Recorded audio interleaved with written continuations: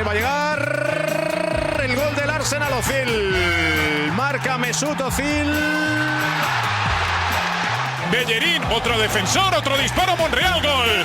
Marca el futbolista español, marca Nacho Monreal. Pim, pam, pum.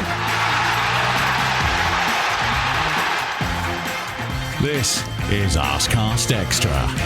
Hello and welcome to another Arsecast Extra, as always, with James from Gunnerblog. James, I believe this is a goodly morning. I believe it is a very goodly morning indeed. It's lovely, isn't it, to have a nice goodly morning on a Monday. It's not just about Arsenal. I think anyone who watched the Chelsea game, the goodliness of this morning would have been confirmed by that. Yeah. Absolutely. And also I won an Oscar last night, so I'm very happy this morning. Did you? I hadn't checked. Yeah, it was great. What was it for? Best supporting thing for a yoke, you know? Oh, right. Yeah. It's a new category. Okay. Fine. So I'm the first winner. Congratulations. Thanks Where very are you much. Put it? Just on the shelf, you know. Phew. Paperweight kind of thing. Right. Cool. They're heavier than you'd expect, these Oscars. I really wouldn't know. I really wouldn't know. One day, maybe you'll get there too. But let's talk about the Chelsea game just a little bit before we get on with the Arsenal stuff, because we were slightly inundated with tweets from people when all this was going down. I didn't see it live. I had to catch up on it later, and I was looking at Twitter and going, what the fuck is going on here? And then watching it back, it's absolutely extraordinary, isn't it? Yeah. I was watching live, and Were you laughing? I was. I was sort of in disbelief, really. I'd never seen anything like it. It's the amazing thing about football, isn't it? That you can be watching it for your whole life and still see something that you go, wow, I have never seen anything quite like that. My brother was there in the Chelsea end, texting me saying, what's going on? Because imagine being in the crowd and like trying to decipher what's happening there. And of course, it was just this ludicrous thing where he put himself in this position where, having done that, he had to produce an astonishing performance in the shootout. And although he did make one save, he also let one under his body. The Aguero one, yeah. Yeah, in quite sort of pathetic fashion.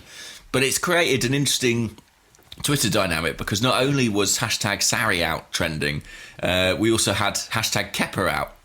So yes. there's both sides of the argument now. Absolutely. There was quite a few hashtag Sarri out and hashtag Kepa out at the same time. This one, for example, Sarri is not good for Chelsea. His style doesn't work. Hashtag Sarri out. Kepa, a waste of money. Worst keeper I've ever seen and disrespectful. Hashtag Kepa out. Breaks my heart to say, but something at Chelsea is broken. Hashtag fix Chelsea. And like this one as well, there's another one. Fuck hashtag Sarri out. Get this scrawny little rat Kepa out. Fuck off out of the club. It's a fucking disgrace. Wow, I haven't been this angry about football for so fucking long. Wow. Hashtag Kepa out. Get him out. Fucking awful. Wow. Some good ones. This one's just come in. This is from Mr. Chelsea on Twitter. Sarri has lost all self-respect from his players. He and Kepa must go, including all the players that think they manage the team instead of the manager. That's all of them. Yeah. Get a broom through the club and sweep out the garbage. Hashtag Sarri out. Hashtag Kepa out. Hashtag Chelsea FC. Hashtag Chelsea out. Chelsea need to get rid of Chelsea. That's what they need to get rid of. Oh, amazing. What larks. And good for us, because let's face it, they are a competitor for the top four. And if they are in some kind of disarray, any little thing that makes not our lives easier, but can perhaps nobble the opposition, then I'm absolutely all for it. So if the Chelsea dressing room is a shambles, then great. I'm absolutely delighted with that. Same with, Manchester United. I'm not wishing injury on players, but the fact that they picked up 3 or 4 injuries in the game against Liverpool yesterday, okay, that's good for us. We still have to do what we have to do, but if it creates maybe a bit of wiggle room, because it might affect the form of the other teams, then I'm all on board for that. Yeah, I wasn't watching the United game, obviously, because I was at the Arsenal match, but intermittently I've just sort of, checked what was going on there, and it was kind of incredible. Players were just sort of going down every 5 minutes, it seemed. It was like that game. Do you remember we played an FA Cup game a couple of seasons ago? I think we lost to someone like... I can't remember who it was, but... I think it was a League One team or maybe a Championship team. And within the first 15 minutes, we lost 2 players. Walcott and Oxlade-Chamberlain, I think, got injured. That sounds about right. I can't remember who it was, but it was one of those where players were just going down. Blackburn or something like that? Perhaps. I can't remember. I've sort of tried to blank games like that out of my memory as much as possible. Was it League Cup or FA Cup? I can't remember. But it was that kind of a thing with the frequency of the injuries. But anyway. And that would be good for us. It would be. We've got United round the corner. They've got a really tough fixture list at the moment as well. Especially factoring in that Champions League tie against PSG. And if Chelsea have to play Willy Caballero, I'm going to say that's probably a good thing. Yeah. So, look, I thought it was a good day on all counts. And, of course, the United result kind of bumped Arsenal up into the top 4 as well, which is no bad thing. Absolutely. Final one on this. I've never been so sad to be a Chelsea fan in my life. Willie would have saved all 5. Mark my words. Hashtag Kepa out. Hashtag pray for Kepa. Hashtag Sarri out. Hashtag Willie in. It sounds like. Chelsea need to get their Willie in. That's for sure. Wow. Oh, that's so great. I mean, if he's never been so sad as a Chelsea fan in his life, he probably doesn't remember the 90s. He's probably quite a recent Chelsea fan, I suspect. But then aren't they all? Yeah, well, there you go. There's your brother. He's going to have a go at you for that. But there. In fairness to him, he remembers the days of Gavin Peacock and John Spencer. Dave Besant. He suffered, yes, exactly. Who was the Russian guy who used to wear the fucking tracksuit pants in goal the whole time? Dmitry Karin. Yes. They've come a long way. They've come a long way. All right, well, look, we are into the top 4 after a 2-0 win over Southampton. And in typical Arsenal style, there was bad and there was good, but I think there was a lot more good than bad. The bad came quite early in the game, and that was Nathan Redmond going clean through on goal in the 6th minute. And I was like, how the fuck did that happen? And then I noticed the defending, or not defending, it was Mustafi stepped up, on the halfway line to try and play an offside. I really don't know what the fuck he was thinking. He got turned, he got back, got turned in the box. Bernd Leno made what is, I suppose, an absolutely crucial save. Not least because it stopped us going 1-0 down, but within 60 seconds or less than that, we were ahead. An amazing 60 seconds of football, not good for Southampton, but very good for us. Yeah, and I think Leno deserves a lot of credit, not just for that save, but for a few he made yesterday. I thought he was pretty important. And Southampton, despite being sort of largely inferior, I mean, I feel like we say this every game, but despite being an inferior team, created a number of quite good chances, or at least we granted them a number of good chances. But he was up to everything yesterday, so I thought he had a really good day. And fortunately, I mean, it was just a crazy 60 seconds where we might have been behind and then we were in front. And what can you say? I mean, it's sort of the first goal in Premier League games is always so crucial, and the fact that we got it, I think, made the whole 90 minutes significantly more comfortable. Yeah, I mean, we did take off after we scored that goal. I think we really played very well, to be honest. And it wasn't a case, I think you're right, I think Leno was probably our standout player on the day, but everybody else stuck in a good 7.5, 8 out of 10 performance as well. So it wasn't a case that we were carrying anyone or this guy was miles ahead of the rest. I think it was a really good team performance, overall team performance. And once we got that goal, smart finish by Lacazette, actually. Mkhitaryan, I'm not sure it was necessarily a cross, but he reacted very quickly to put that away. And after that, I know Leno had to make a save. It was a good save, and we got the ball away. But in general, I thought the way we played was really encouraging, because we've ground out wins a lot this season, and we've gone, okay, that's fine. We haven't played particularly well, but we've won, and that's the main thing. But there comes a point where you like to see a bit of performance that goes along with the result, and I thought some of the combination play yesterday was fantastic. Ramsey able to combine with Iwobi, Mkhitaryan, Lacazette, I thought held it up very well. Lichtsteiner was great down the right. How often have we said that? Probably never. Kolasinac, absolutely brilliant down the left in the final third, but also in the defensive third. I thought he had one of his strongest games for us. Xhaka pulling the strings from midfield, Torreira snapping around, doing everything. Xhaka, I know he had that moment, but in general was really, really good.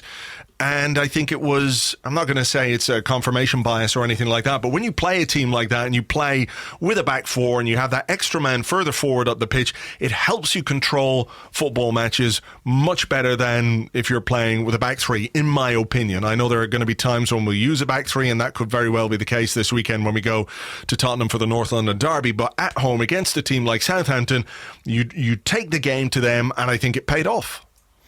Yeah, and I do think the system was part of that on the day. And I also think the personnel combinations that we used were quite important. You know, we changed the team up from the Barté game. We had Xhaka and Torreira back alongside each other, which I think on its day has been our best central midfield partnership. You had Kolasinac kind of reunited with Iwobi on the left, and I think Kolasinac to Iwobi was the most frequent pass combination on the day. A lot came down that side.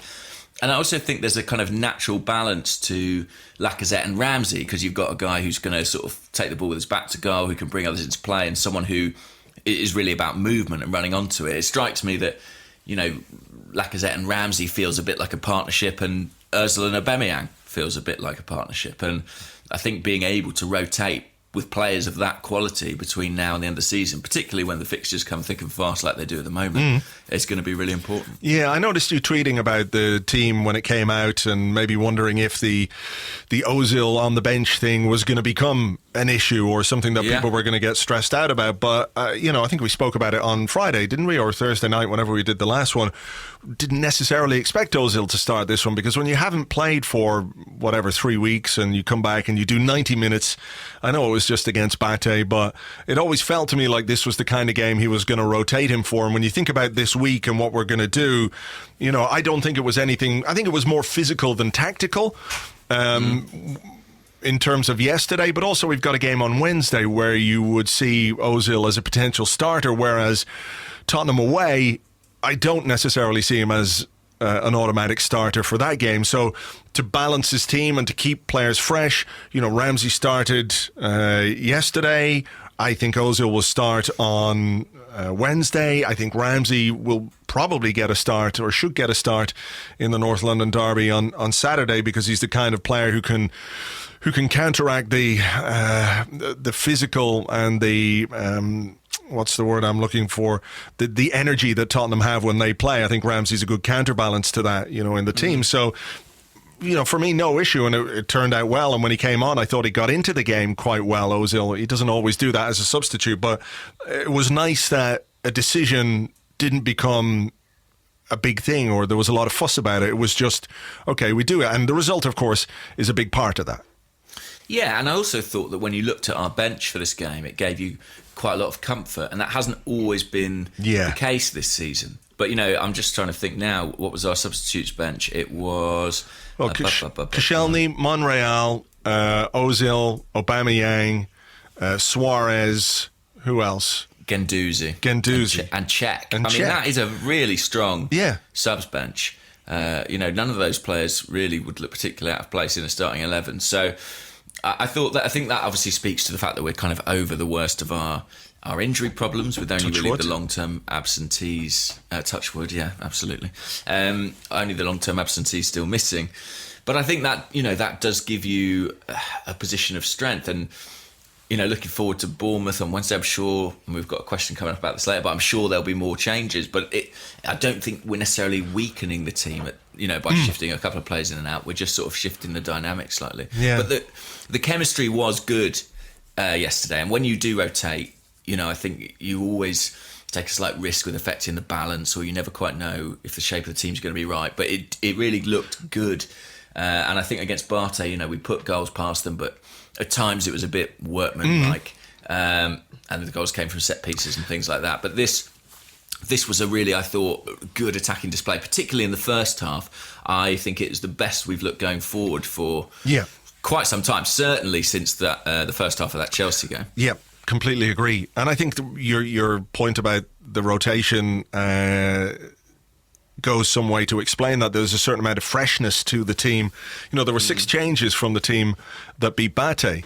Kolasinac in, Torreira in, Ramsey in, Lacazette in, Socrates, and Leno obviously in goal. But when you look at the second goal and the fact that Lacazette is harrying and chasing and pressing and forcing a mistake from the goalkeeper, really. I know the defender almost got caught in the ball. Keeper should make a better clearance than that. But, it came from that kind of high pressing that we haven't seen an awful lot of at times this season. Something we've been told this is what we're about, but we don't see it that often.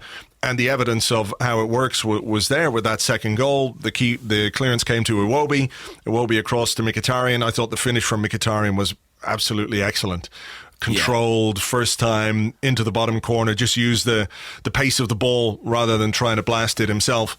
So a good goal, and nice to see the 2 wide men combine. Iwobi has had his ups and downs this season, but he looked yesterday and has looked to me over the last couple of weeks like a player who is beginning to feel a bit more confident. And I see elements of Oxlade-Chamberlain in him in a way, in that he feels like a confidence player and needs to be feeling confident in order to produce.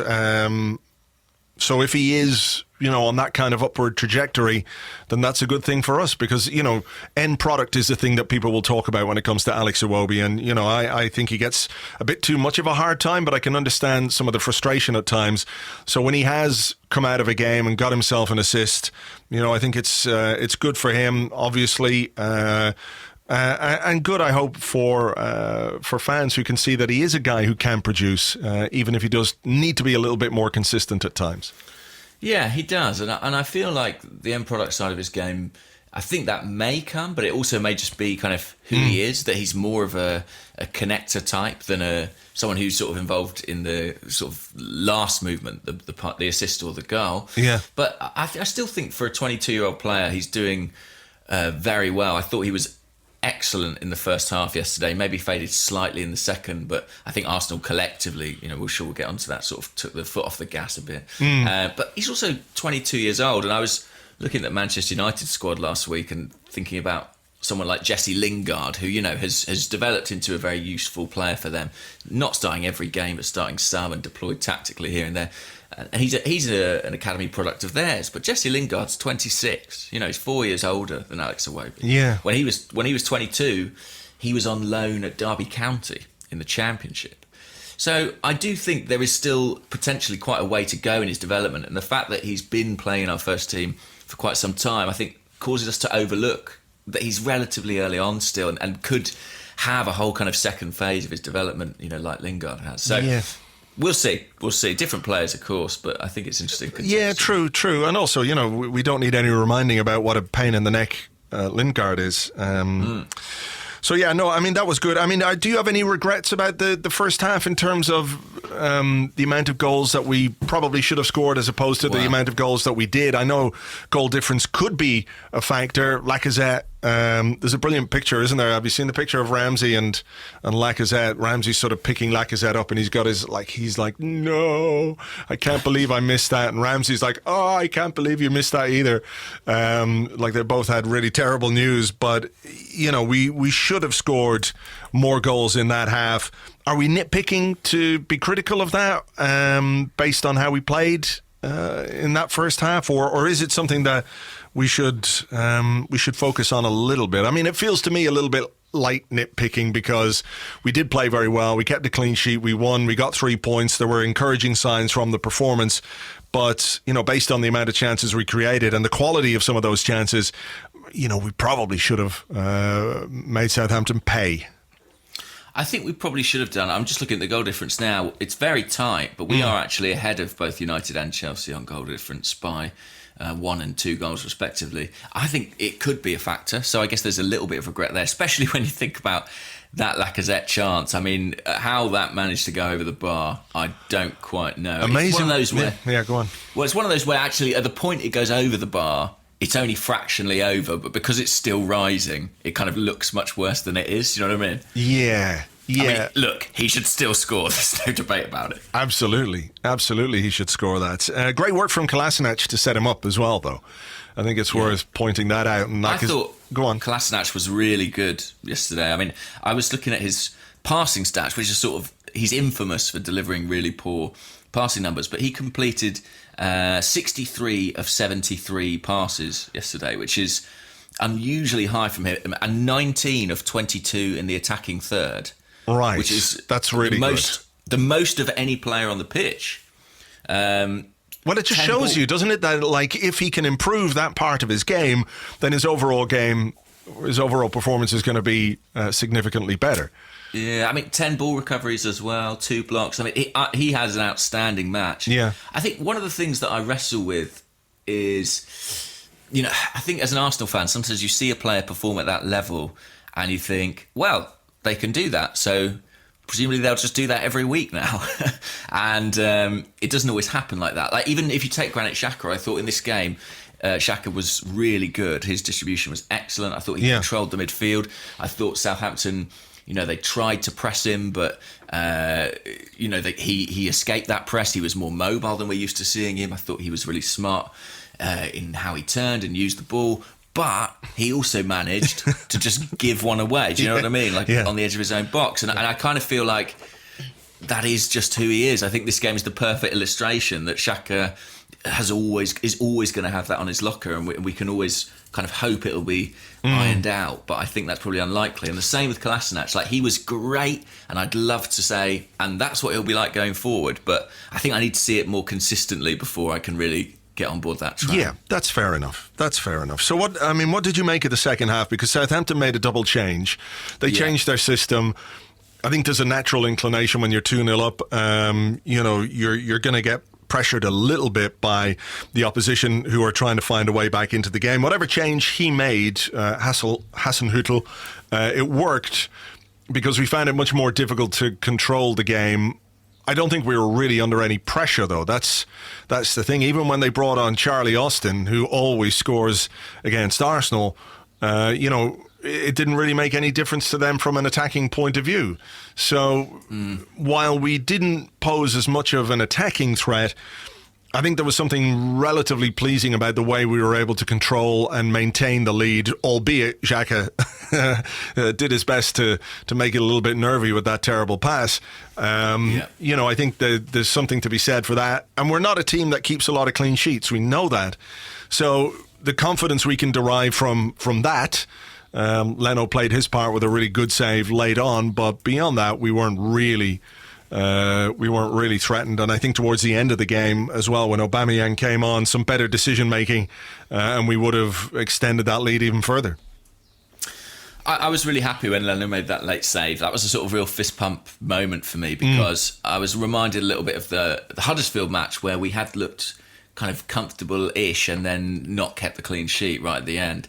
And I think it was important that we did, and I think it was good that we did. I thought, by the way, a player we haven't mentioned is Socrates. I thought he was really good on the day. I enjoyed that bit where he gave out to, I think it was Aubameyang, because they had a bit of space down their right-hand side to get a cross in.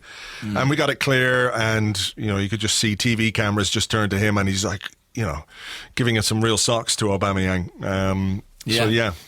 But, you know, I think I look at him and he's just, I mean, we've said it before, but he is just a centre-half through and through, isn't he? He's someone, you know, you'd never ask him to fill in another position, because he is a pure central defender and he really loves his trade. And I think, you know, I'm quite glad of his presence there. And any of our best defensive performances, I think, have tended to have him involved, so it's good to see him back in the starting 11. But yes, I was really happy to keep the clean sheet. I thought, to be honest, even though we took the foot off the gas in the second half, and I think part of that is down to Southampton. I think inevitably we look at Arsenal and say, oh, well, they didn't play as well. But I think you have to also look at the opposition, and I think they adapted a little bit to what we were doing. I think they changed their system, their shape. They got a centre forward on. And I think, you know, that was a big influence on the game. But I was never worried. I was never concerned. And I actually thought we could have added a couple more. Sure. there's that one where Aubameyang goes through and has a shot blocked. He might have laid it on for Torreira potentially. I mean, I don't blame him taking the shot on, but I think there was another one where Kolasinac got in and just missed the pullback. It sort of screwed across goal. So there were a few chances to extend that lead, but all in all, I thought it was a really good performance. And to be honest, we haven't been able to say that much recently, so it was a lovely day in that respect. Yeah, for sure. I mean, we were looking for some green shoots. I think we got them with that first half in particular, and I think there were things about the second half that were encouraging as well. And also, I suppose, when you're 2-0 up and you're at home, and you know you've got another game on Wednesday, and you know as well you've got a North London derby on Saturday, I suppose subconsciously at least you're not going to spend the second half chasing around like a madman, expending all that energy, because you don't necessarily have to. You know, I know it would be nice to score more goals and everything else, but I suppose a bit of common sense or game management, however you want to call it, in that regard, might have played a part in the second half performance too. You know, we were 2-0 up. We didn't have to go running and chasing and trying to hunt down the opposition. We could, as much as possible, soak up the pressure, control the game, control possession when we had it, which I think we did quite well at times. So yeah, I thought there was a lot to like about yesterday. I know it was just Southampton, but also it was just Bate on Thursday night, and I think there was a big difference between the two performances there. Whether that speaks to more focus on the Premier League, maybe. Do you think that could be a factor? You know, when they look at a team, when they look at a game against Southampton, and they go, okay, well, yeah, this is going to be tough because they're scrapping for points to avoid relegation. They've beaten us already this season. You know, we know the top four is the first target for this season. Against a game against Bate, you go, yeah, we'll beat Bate. I do think the Premier League is a really tough competition, and I think that the gap, the financial gap that exists between the top six sides and the rest, I think has, in some people's minds, exaggerated the idea of how easy these kind of fixtures are. Yeah. You know, like even a team like Southampton, they've got a top coach, a really well-regarded coach who's got that team playing well. And I think the fact that, you know, I feel like I'm almost talking in cliches now, because, you know, the fact that you can see Crystal Palace go to Man City and win and things like that, I think does speak volumes. And I'm not I'm not saying this from a perspective of like the Premier League, the greatest brand in the world, anyone can beat anyone. But I do think sometimes I kind of see us expected to just turn up and roll over anyone who's not in the top six. And I think that is a little bit, I think that underestimates some of the quality that these teams have. I don't know, maybe I'm alone in this, but I kind of feel like if you look at the Premier League now, as compared to when like the Invincibles, you know, went unbeaten, however many years ago that was 10 or 15 years ago, I think that the smaller teams actually pose a greater threat at this stage than they did back then. Maybe, but I also think that in some ways what we did that season with the Invincibles and how good we were back then, we forget that a lot of the games were a real scrap in that season. And we drew a hell of a lot of games. We drew 12 games, you know, and when you look at some of the draws, okay, let me just go through them here. Just going through, you know, we drew against Portsmouth 1-1. We drew with Charlton 1-1. We drew 0-0 with Fulham. We drew 1-1 with Leicester. We drew 1-1 with Bolton. You know, 1-1 with Everton, and even some of the wins, 1-0 against Southampton. Let me have another look here. 2-1 against Charlton. You know, when you say it out loud, Arsenal, the Invincibles versus Charlton, you're thinking, okay, well, that'd be nice and easy. And we scored in that game, if I'm right, we scored, here it is, 2 goals in the opening 4 minutes. And then Charlton got one back with half an hour to go. And it wasn't as comfortable as people like to remember. You know, so that's always been an element of the Premier League, I think. Well, I think maybe it's exaggerated now by the fact that our record against the top six is so poor that we almost feel obliged to beat everybody else. So it creates a kind of inherent pressure and expectation. But yeah, I don't think too many games this season really have felt like gimmies, you know, that we've just had to turn up and roll them over. And I think Southampton, to be honest, did feel like that for a good portion of the game, probably about an hour of the game. And I think that's credit to us, really, because I thought in the first 10 minutes, I was a bit like, oh, these guys might give us a problem. They were pressing really high. They had that chance that Leno saved. Yeah. But I think we made our quality tell, and that was encouraging. We've been looking for, as you say, green shoots, performances as well as results, and yesterday was a day when we delivered that. Yeah, for sure. Okay, well, I mean, we do have a game on Wednesday. Do you want to chat about that a bit now, or do you have a question about it? We could do it in part 2. Or... We had a couple of people asking about questions about how we'd rotate and things like that, so maybe we'll save that for then, shall we? Okay, let's do that. We'll take a break here. Come back with your questions and more in part 2 right after this.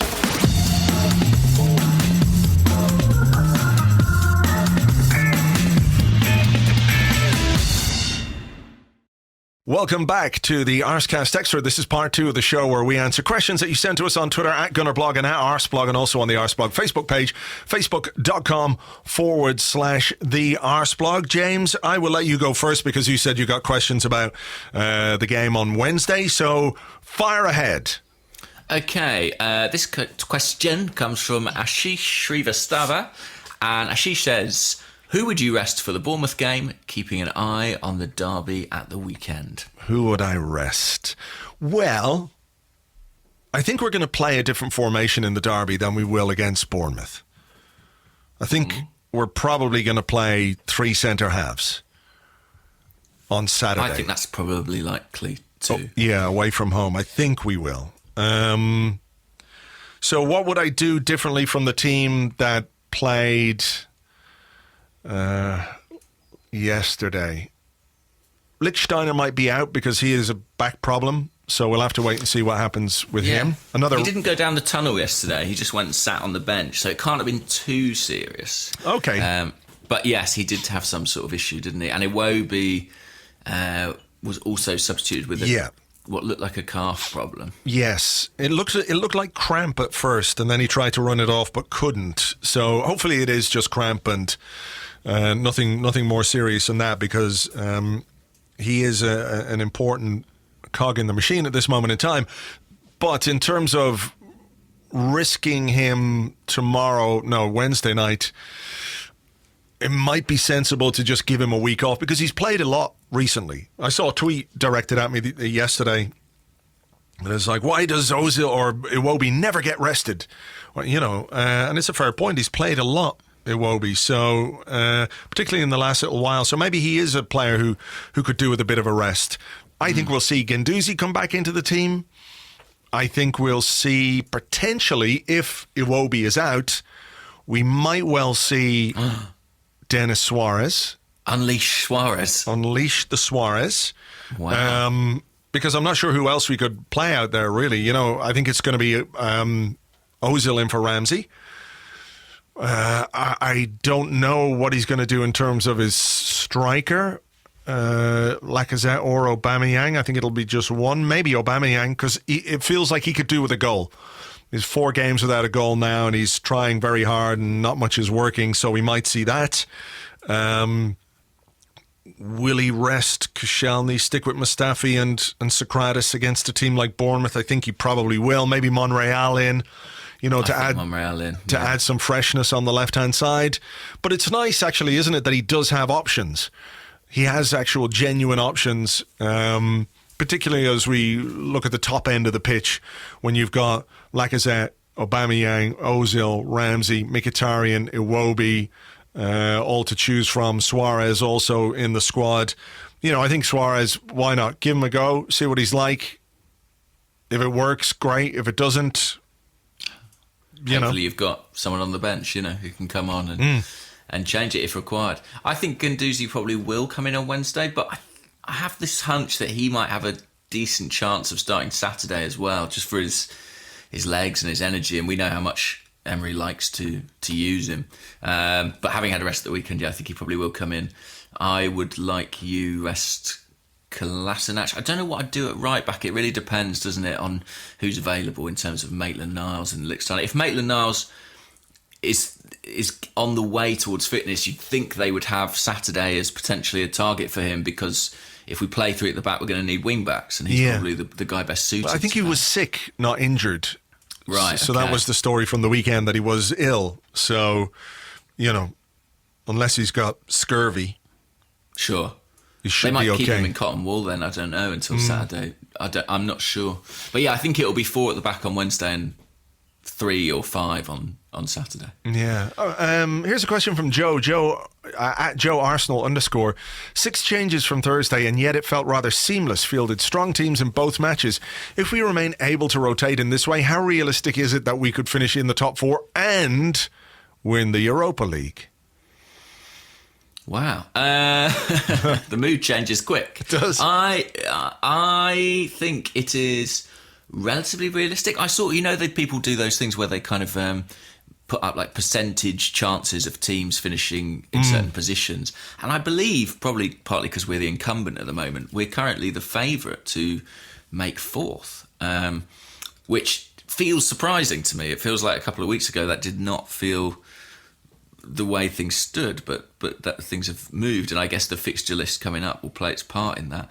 I think it's probably quite unlikely that we do both, simply because I kind of have always imagined that at one point or other we're going to have to focus, that we're going to have to pick a path. Either it'll be picked for us because we'll go out of Europe, or the league will feel beyond us and we'll accommodate. What would happen if we get both? Nothing, I suppose. We just get more prize money. Yeah, but it would be a really feel-good end to the season, wouldn't it?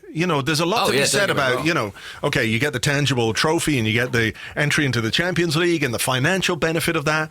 But what I think it would do as well is reinvigorate a fan base, which is feeling still a little bit flat. I saw a number of questions today about the atmosphere in the stadium and everything else, which I can't speak to. I wasn't there. You were there. If you want to pass comment on it, feel free. But, I'm not sure how easy it is to answer questions about the dynamic of 60,000 people inside a stadium, because there are so many disparate opinions and people behave differently in stadiums. There is no one way that people behave. But I do think that if something like that happened, if we were to win a European trophy and finish in the top 4, it would generate a kind of excitement and belief in the squad, and maybe a little bit of a connection between this squad and the manager and the fans, which isn't always as strong as it might be, So I think there'll be a real benefit from it from that point of view. I think it's probably not realistic to do both, but if I had to put money on one, I think I probably fancy our chances of finishing in the top 4 more than winning the Europa League. Interesting. Yeah, that's an interesting one. I'm not sure. I find it hard to call. Do you have a preference? If I said to you, which would you prefer if it was just for one? Oh, it's so difficult, isn't it? Because I'd love to win a European trophy. I'd love for us to win a European trophy because we haven't won one in so long, and everyone loves a final and everyone loves a trophy. So I'd be sort of inclined to go along with that simply for that reason. But if you were to ask me what I think might be better in terms of how the perception of the team is and what it might mean over 38 games to finish, higher up the table than Manchester United or Chelsea, maybe even Tottenham, if things start going sideways for them, then you could see big benefits to that as well. It's difficult to choose. It's a really Apparently difficult. there's more prize money at stake for top 4. You get more of the Champions League pot. If you finish in the top 4 than if you win the Europa League, significantly more. So it's really hard actually, because on that side of things you're like, well, that would give us more to invest in the squad. It might do more for our kind of credibility. But as a fan, you don't want to turn down trophies. Even if it is the Europa League. Speaking of Tottenham, who you mentioned just then, Jason Williams, who's at Williams Rights on Twitter, says, who should we root for on Wednesday? Because, of course, Tottenham play Chelsea on Wednesday. And he lays out the options as A, Chelsea shudder to give us a better shot at overcoming Tottenham. B, Spurs vomits in mouth to hurt Chelsea's top 4 chances. C, a draw so they both drop points. Or D, a massive sinkhole to swallow Stamford Bridge. I have a similar one here from Harry S, who's at Harry Hairbear. Help me understand how to watch Chelsea and Tottenham this week. Who am I cheering for? A meteor strike or sudden onset incontinence among both starting 11s? I think a draw probably is the one we want, isn't it? Because I know Chelsea are a closer competitor for the top 4, but I cannot possibly sit here and say I want Tottenham to win a game and to beat Chelsea. I just can't. I can't do it. Nor can I say I want Chelsea to beat Tottenham because, that would give them more points. So both teams dropping 2 points and perhaps reenacting one of the famous battles of World War I with bayonets and mustard gas on the pitch would be, the icing on that particular cake. Remember a couple of seasons ago when Tottenham were still more or less, they were still thereabouts in terms of the title, and they were chasing Leicester, and then they imploded in that game where they just lost their minds and lost their discipline. So I'd like to see that. Some on-pitch violence and perhaps some red cards, few injuries. Another Man U Liverpool wouldn't go amiss, would it? A 0-0 draw and a few injuries. Yeah, exactly. I think that's what we can. That's the best we can hope for, realistically. So, I mean, of course, if Spurs were to lose and we were to beat Bournemouth, we would be 4 points off, and if we somehow won the North London derby, we'd be just 1 point off Spurs. So, a tantalising prospect.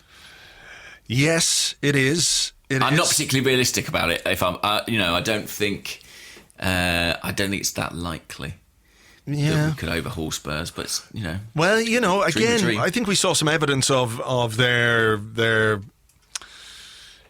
Spursiness, didn't we, in the weekend? And Pochettino's behaviour towards the referee was really poor, I thought. And if they're beginning to feel the pressure, as they normally do at some point in a season, maybe we can turn the screw a little bit on them. A few weeks ago, if you'd said going into a North London derby, how are you feeling about this one? I'd have been like, not that confident. And I'm feeling a bit more confident now because of the way we played yesterday. I know it's only Southampton, etc., but follow it up with a good result against Bournemouth, and we go into that game with a little bit of momentum behind us. And the old form going out the window in a derby is a cliche, but it's also true. So who knows? It would be good if they really did have a massive collapse, though, wouldn't it? It'd be massive. It would be great. We could go through the Pochettino out hashtag. Yes, I mean, I look. If you said to me now, if you had a third element to that choice, finish, or if you made it a binary choice between win the Europa League or finish above Spurs and qualify for the Champions League that way, that I think I'm swinging towards the league then, just for the joy of that. Yeah, but we shall see. Okay, here is a question from Ade Damola Akintola, who's Ade Demolisher. And he's just a weightlifter. Oh my God, he is. Wow. The man has got some arms. He says, what to make of the Monchi rumours? Does he seem like a low-grade Sven when comparing the transfers made?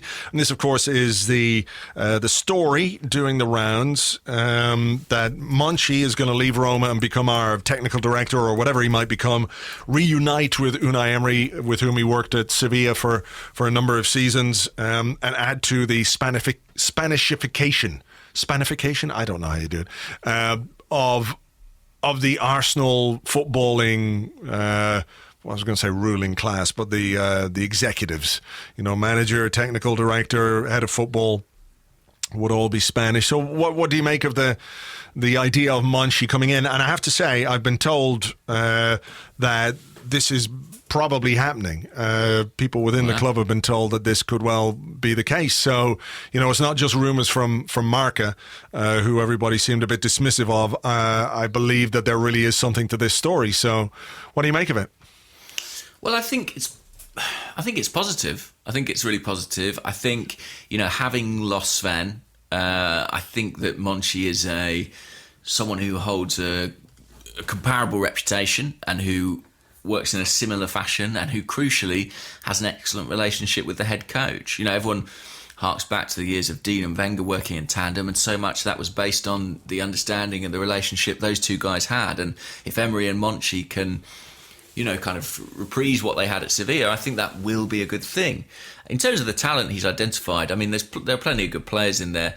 Dani Alves, Rakitic, Banega, Luis Fabiano, people who he plucked Julio Baptista. Of course, people who he plucked from relative obscurity and made kind of stars of. I suppose what might concern people is he was doing that at Sevilla, and those stars were then sold on to Barcelona. But I think that's realistically kind of where we are in the food chain at the moment. I think we need someone with that skill set. I don't know, to be honest. I can't really speak to the quality of his work at Roma. I don't really know how he's been getting on there. If only we had a handy tool at our disposal with which we could find out. So let me see. They're currently 5th in Serie A. I know that much. Okay, let's see. How is Monchi doing at Roma? I feel like you're just going to get a load of results about people. Remember Monchi? I mean, they sold Salah, didn't they, to Liverpool? That's true. Yeah. Anyway, I don't know. I mean, I think it's a little bit hit and miss in terms of what he's done at Roma, but he's clearly a very well respected guy. Lots of contacts. I suspect it will see us add to the Spanish. What's the word? Contingent. Thank you. I think, going back to his home country and looking for young Spanish players, I think we could well see an increase in the number of Spanish players at the club. But it's one of those where if you're looking at the potential candidates mentioned for the role of technical director or the replacement for Sven, he feels like the standout one to me who is available anyway. I'm not sure about Overmars. And I think if we are committed to Unai Emery, which we seem to be, then having somebody who has a good relationship with him and knows what kind of players he likes to work with is probably a good thing. Yeah, and I think he's got a great track record of bringing South American players to Europe, and I think Raul Sanlle's done a bit of that in his time at Barcelona too. Can't do that though. Not really going to be able to do that because of the work permit differences. You don't have to have the international caps to get a work permit in Spain if you come from South America in the same way that you do if you come to the UK. So true, but if we could get Wellington a exceptional talent visa, I'm sure we could get a few others. It seems to be quite a sort of random process, doesn't it? Because sometimes a player will, sometimes a player won't get one. Joel Campbell didn't get one, I think, famously, and that hence had to go on loan many, many times. Wellington Silva did, and then never really amounted to anything. What's he doing now? What's Wellington Silva doing now? He plays for Barcelona. He's their new striker. He's disguised as Lionel Messi. He's playing for... What about the timing of the Monchi move? Do you worry... I had a couple of questions I saw about this. Sorry, forgive me for not knowing who asked them. But about, there's talk that he might not be available until the summer, until kind of June. Yeah. Does that concern you? It's a little bit weird, isn't it? Because if it's a case that he's coming in and we want him to have an input into our transfer business, I mean, he can't just come at the end of June or whenever his contract expires with Rome and just rock up and go, okay, what's the story here? What do we need? Oh, centre half, maybe 2, and right back, is it? Oh, and a left back and, a winger. Okay, hang on a sec. I'll just, nip out to the shops and get them. There's got to be something a bit more strategic than that. I do wonder if it creates maybe a conflict of interest. Yeah, of course. For him at Roma, that if he is contracted or if he's going to stay with Roma until the summer, how much planning are they going to put a similar situation maybe with the January transfer window in Arsenal when everyone knew that Sven Mislintat was leaving. And I'm not saying Sven wasn't professional and wouldn't have done a good job, but if a guy is leaving, do you not need to go in a slightly different direction in terms of how you recruit players? So, is Monchi's remit at Roma, I'm getting like coffee references here, surely part of his remit is to identify and recruit players for the club to bring in this summer. But if he's finding talented players and he's going to a different club, what happens there? What's the temptation like? Can they put him on some kind of gardening leave? I don't know. It's a weird situation. You feel like they would have to, inevitably. And you sort of feel like, consequently, he'd kind of be able to informally start an advisory role at Arsenal pretty swiftly. But it's basically, as soon as this thing becomes a reality or something that is actually going to happen, it's kind of in the interest of everybody to make it happen very quickly. There's no point him hanging around at a club that he's leaving. And strategically, Arsenal need to get him in place as soon as possible. So if he is the guy, hopefully they can come to an arrangement really, really quickly. Yeah. It does need to be sorted, because last summer we did our incoming business very quickly. This summer there's a lot more going on in terms of players leaving and players who probably need to leave as well. So, there's a lot of work to do at Arsenal this summer. So I do hope, I'm sure they know what they're doing. Maybe that sounds wildly optimistic, given the way some decisions are made. But if it's a case that they're waiting till the summer to get the right man, then fair enough. But I do think he will have to have some kind of an input over the coming months. Because it just can't be a case that he turns up in July. Remember the transfer window closes before the start of the season now, and Arsenal have got some, we've got some travelling to do this summer as well with going to America and everything else. So, there will be a need to get it all, even if it's unofficial, to get things sorted as quickly as possible. I'm sure him and Unai can just WhatsApp each other, right? Yeah. Unai will be like, I need a centre half, and Monchi sends him 3 names, and Raul goes and gets them. If only it was that straightforward, but yeah. I'd like to imagine so. Well, speaking of the things we need to do in the summer, your friend of mine, the lovely Clive from the Arsenal Vision podcast at Clive PAFC, asks, have we found 2 fullbacks finally? Where? Like under the... I assume he means in Bellerin and Kolasinac. Well, I mean, we didn't find Bellerin. I mean, he's been there quite a long time. True. Does he mean Lichtsteiner? Do you think he means Lichtsteiner? I don't think so. But why would he ask that question now when Bellerin's been out injured for a long time? You know Bellerin's there. Lichtsteiner played well. Oh, Lichtsteiner and Kolasinac. Yeah, I think that is what he means, looking at the replies to the question. Mustafi as well played fullback yesterday, let's not forget. Yes, I've heard Clive advocating that. And I spoke about that actually on the Arsecast a couple of weeks ago. Have we, like you, I think there was an awful lot to like about Kolasinac yesterday, the way that he played.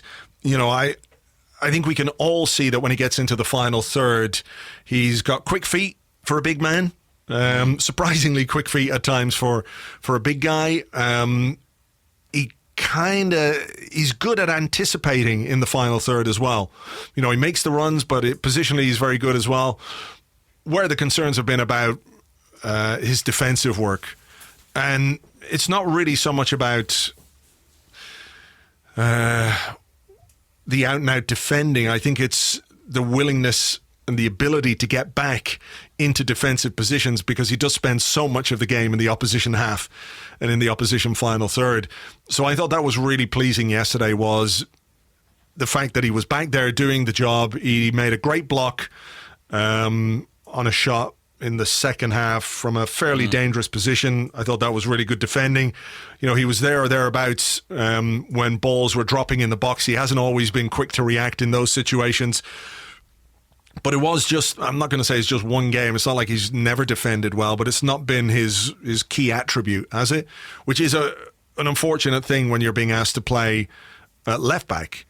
But I feel like it might have gone some way to convince Unai Emery that he is somebody who can play in a back four, because he's been sort of reluctant to use him in a back four in the past, hasn't he?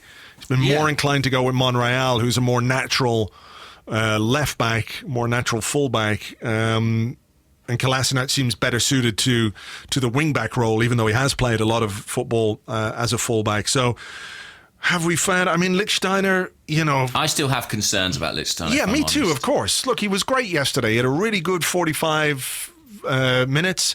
Was good until when did he come off? After about an hour or something like that, 55 minutes, something. He played pretty well, but we have to take that performance in the overall context of his season, which hasn't been great. So, he's a very experienced player and will know as well as anybody that he hasn't quite been up to snuff this season.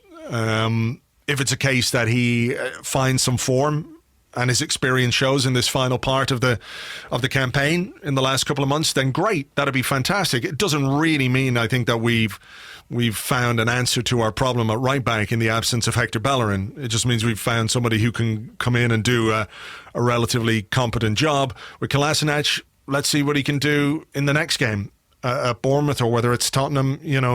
If we can see him repeat that kind of defensive commitment, then we do have more chance of keeping clean sheets.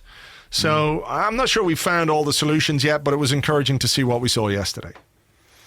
Yeah, and still not sold on the idea of Mustafi as a right back? I'm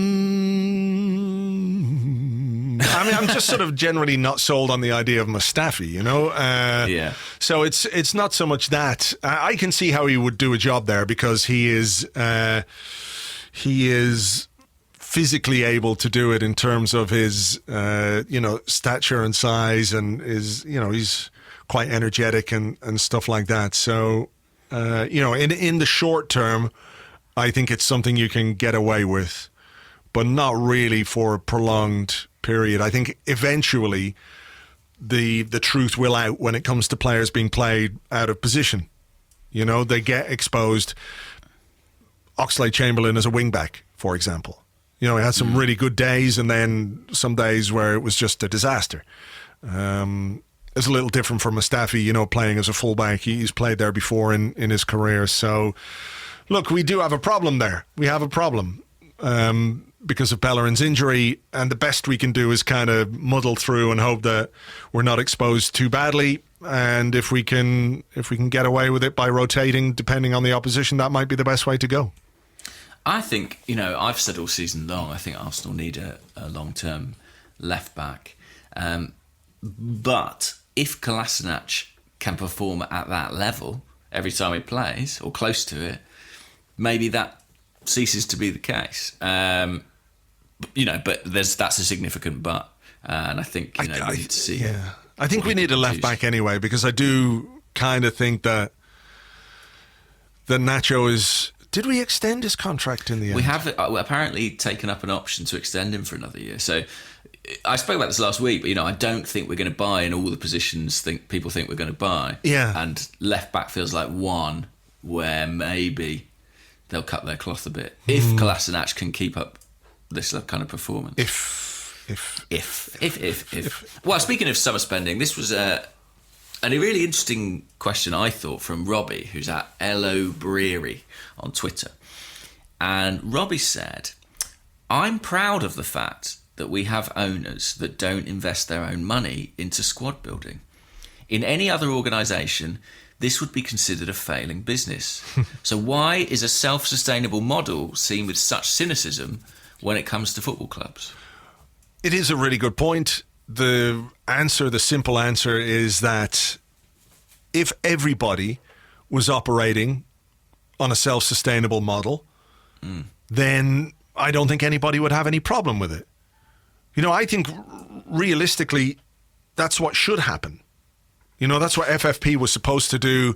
It's turned out to be utterly toothless, a joke, basically, because they've been unable to enforce it. But I think it should be the case that any organisation, football club, business, whatever it is, you spend what you generate. and you can earn more by being successful, and it does give some clubs an advantage because they've got bigger stadia and what have you. But I think that would be the ideal way for football to be run. I don't see any issue with that. Where the problem is that it doesn't work like that. It doesn't work like that. Money talks in football, and the link between success, winning titles, and money is impossible to ignore. So the issue I have, and I've said this before, is that I find it annoying when our owners talk about how much they want Arsenal to win things, win the Champions League, compete for the Premier League, and insist that this is the way that it's going to happen when you look at how success is achieved, particularly when you're a club who is trying to adjust your trajectory, right? So we're trying to, we've sort of gone on a bit of a decline, and maybe we're just slightly at the bottom of that little decline, and we want to get back up again. We want to change the trajectory upwards, and operating in this way makes it much more difficult to do that. So that's where it is for me. It's unfortunate. I think it's sad that football isn't run that way, but unless there's a real will on the part of the people who run the game to make football clubs operate in a self-sustaining way, you spend what you earn or what you can afford to spend, then we're gonna struggle to catch up, and we're gonna struggle to win things. So maybe it's a bit idealistic or a bit utopian to think, yes, we're right. There is no real moral high ground here, unfortunately. So that's kind of where I am with that. Yeah, it's interesting. I feel like, maybe I'm wrong, but I feel like there's a bit of a perception that the kind of self-sustaining model is a cronky imposition, but it's not. It's something that's been in place for a long time, right? It just suits Kroenke. It suits Kroenke to not change it. Yeah. But I feel like this is, again, partly about the kind of communications vacuum that exists a little bit around Arsenal, because when we did have the self-sustaining model, when we built the new stadium, and we had Arsene Wenger kind of extolling the virtues of that, I think people were generally more supportive. As the listeners said, it's kind of, there was something to be proud of potentially in that, but I think that has completely evaporated now. I don't feel like it's so rare to hear an Arsenal fan saying what the question says, I'm proud of that fact. But I feel like around 2006, when we were building a new stadium and had this young team, I genuinely believe that there were people who did feel that way. Wasn't that in some ways a response to Chelsea and what we saw Chelsea doing, and how distasteful everybody thought it was that a billionaire whose fortune is generated through questionable methods, to be very diplomatic and probably sensibly diplomatic, everyone talking about how much they simply bought the title and all that kind of stuff. I think it was a reaction to that, because we hadn't really seen anything quite like it on that level. There were, if you think about Blackburn, what Blackburn did when they won the league, right? And Jack Walker financing big transfers like Alan Shearer and Chris Sutton and all that. He put together a very expensively assembled squad for the time. The difference, I suppose, was that Jack Walker had grown up a Blackburn fan. He was a Blackburn fan, and he was investing in the team that he loved and supported his whole life. Whereas Roman Abramovich was using Chelsea for what? To satisfy his sporting ambitions, or to make sure he had a high profile in one of the biggest cities in the world, Of course. So I think that's where that came from. That reaction was sort of an antidote to what we saw, and I think can continue to see as something that's not great for the game in general. Yeah, I think you're right, and I think those things are still present, and I think it's still possible to kind of position ourselves relatively to that. I think there are a couple of things. I think we've sort of grown tired of not winning, which, in 2006 we weren't. In 2006 we'd come off the back of an invincible season. We weren't as desperate for a Premier League title as we are now. And I also do think there is this lack of communication that I do think is a problem. I think if the club, even with or without Stan Kroenke, I think if they had like a sort of stated ethos and identity and almost like belief system that they adhered to, then I think fans could kind of buy into that or not. But it's just the sort of vagueness in the vacuum that I think is so problematic. Wow. But it's an interesting discussion. I think you're right as well that football, because of the likes of Chelsea and Man City, the landscape shifted so dramatically that if you realistically want to compete, you almost don't have a choice in terms of spending. And I think as well, the reason we react differently to Kroenke about it is, people never expected the Hillwoods to go out and buy Neymar because, Arsenal's previous ownership didn't really have wealth on that scale.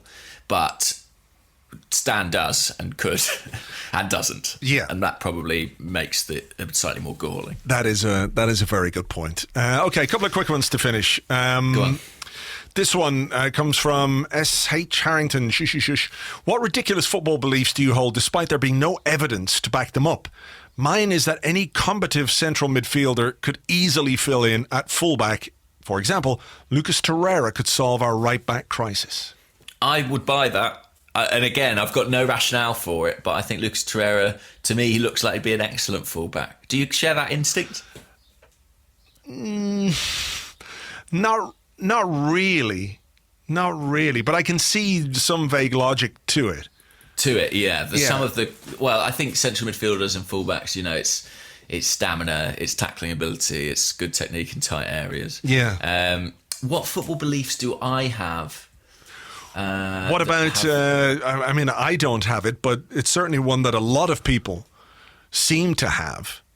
Is central midfielders as central defenders as defensive midfielders? Exactly. Any central defender who shows a modicum of on-the-ball talent is immediately recast as the perfect answer to our defensive midfield problems. That might speak to some of the issues that we've had with wanting a defensive midfielder for many years, but that one does the rounds quite often, doesn't it? Yeah. I don't know. I think my current one, my sort of bee in my bonnet I have at the moment is that I can't get over how sort of random footballers' careers are. I can't get over how if a player makes a certain move at a certain time, they might end up having a career that sort of, takes them around the top clubs. But if they don't, they end up sort of, in the Championship or something like that. I feel like there are gaps between players that are sometimes so fine and they end up having really different careers. So I believe there are probably players in like the lower reaches of the Premier League or even in the Championship who in like an alternative life, a parallel universe, are playing for like a Champions League club and are sort of doing fine. What, like Nathan Ake? Like Nathan Ake. Well, yeah, maybe that's my crazy football belief that Nathan Ake is a Champions League player. Yeah. I tweeted, saying, what about Nathan Ake for Arsenal? And had in fact, I did a poll. Should we see what the people said? Oh, yes, please. Because it's scientific. Once you've done a poll, then it's based in science. And nobody can argue with science. No one can argue with science. So the poll was, should we buy Nathan Ake? And 66% of people said yes, 34% said no. The people are with me. The people are with you. It's a sizable margin. Well, I mean, is he not going to play against us on Wednesday night? Yes, and I feel like I've done an excellent jinx here because, knowing me, he will be terrible on Wednesday and everyone will say, you are a fool for banging this drum. And Arsenal will reap the benefits, so that's probably a good thing. Yeah, I'm not sure. I don't think he's a bit Mustafi for me. I know he's left-footed, but he's not big enough as a central defender. He isn't very big. He's not very big. 5'11". I think that really counts against him as well. If I was a football manager, I would no central defender under 6 foot. Absolutely not. Get out, Cannavaro. Get the fuck out of here. You're not playing at centre half. You can't be any good. You're only 5'9". Okay, you've right Cannavaro off. Interesting. Yeah, absolutely. I mean, look, if we think of our best central defenders over the past 20 or 30 years, they have all been comfortably north of 6 foot, maybe with the exception of Cola Torre. That's true. Yeah. He is an exception. Yeah, I, to be fair, actually, I was saying, I sort of said, what about Nathan Ake? I didn't actually state my opinion on whether we should buy him. You're backtracking. No, I'm serious. Because I think, actually, the biggest obstacle would be price. You know, I think Premier League defender looking at 30 million or something, you know, straight away. And that's most of our transfer budget, isn't it? Yeah. Pretty much. So I choose the Spanish player I've never heard of, please. Yeah, I reckon that's who it's going to be as well.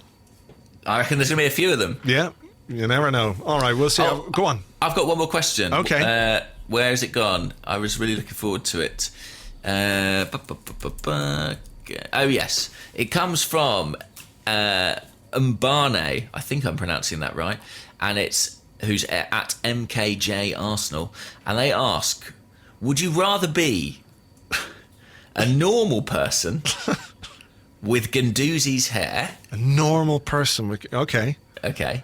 Or have Gervinho's hair, but be able to fly? Easy. Gervinho's hair? Gervinho's hair. For sure. I completely agree. I mean, to be fair, I'd take Guendouzi's hair at this point as well. I'm not worried about that. You used to have it. You used to have Guendouzi's hair. I miss it every day. So, yeah.